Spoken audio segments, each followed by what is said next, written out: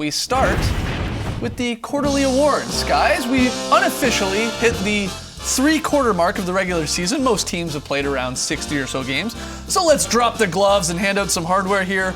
It is the Starters Q3 quarterly awards. Trey, what awards are we dealing with? Yeah, last season we saw our first unanimous MVP, but this year we're going to see one of the closest races ever as Russell Westbrook and James Harden have been putting up crazy numbers all year long, leading a pack of candidates. That includes Kawhi Leonard, LeBron James, and every other player in the NBA, to be honest. Who y'all got for MVP? Russell Westbrook. Come Really? on, don't overthink this. No, I think it's James Harden. Really? I mean, look, I don't want to knock another guy to make the other guy more of a case for him, but Russell Westbrook, he's averaging over 30 points per game with the triple-double, which he's likely going to do. Yeah. And his team's good. Like, if his team was on a 30-win team, then I would get it. We'd be like, okay, awesome stats, but you're not actually taking your team into the playoffs or into maybe even home court advantage. But that's what Westbrook's doing, and you know, his clutch time stats are through the roof, his usage rate through the roof. I think you got to go Russ. But Harden's numbers are basically just as good. He just hasn't got those 3 clear markers of a triple-double. I get it. So it's fun to say, as in the media, we can say triple-double. Those 2 words kind of overshadow what James Harden is doing because he is right there with Russell's numbers, and he's more productive doing it. Yeah, he's scoring 2.5 less points, but he's taking 5.5 less shots to do it. Yeah, he could easily get those 2.5 points if he wanted to, but he's also compensating for that 2.5-point deficit by getting another assist per game. Doesn't he have a better team though than James Harden does?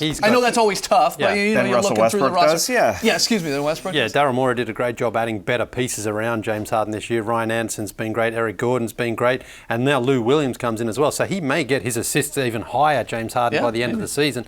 But Westbrook has done what we sort of thought he might do coming out of this blocks this season, just be angry Russ and trying to carry his team and make a statement to the rest of the league. And I think he's been incredibly consistent, and he's putting up incredible numbers, leading the league in scoring at over 30 games, 3rd in assists. So he's not just going out there and trying to stuff his own stats with the points. He's trying to get his team involved. Just doesn't have the same weapons around him. So I lean towards Westbrook as well.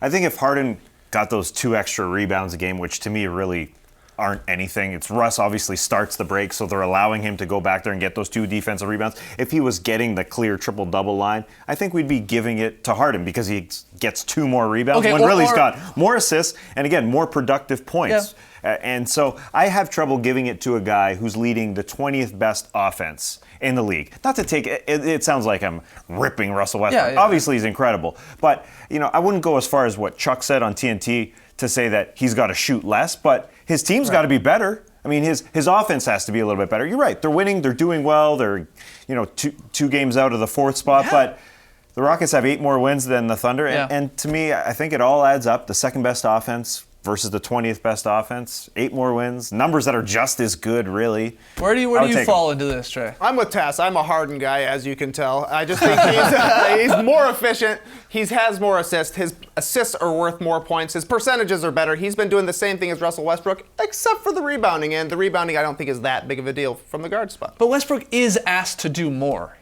than James Harden.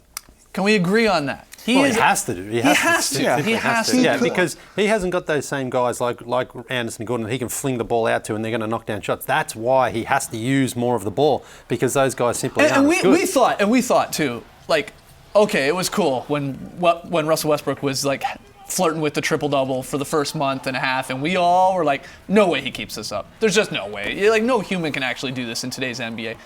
And he's proved us all wrong. Mm-hmm. He's very likely going to do it, and he's at over 30 triple-doubles already. I mean, that's what's crazy. No one thought he would do it. Entire season to do that is wild. Maybe they'll tie. Have a co-MVP. Would you want to tie? No, I wouldn't. Okay, so, well, I mean, look, if we were voting, it would be a tie, because we are split here. Again, this is at the 3-quarter mark of the season.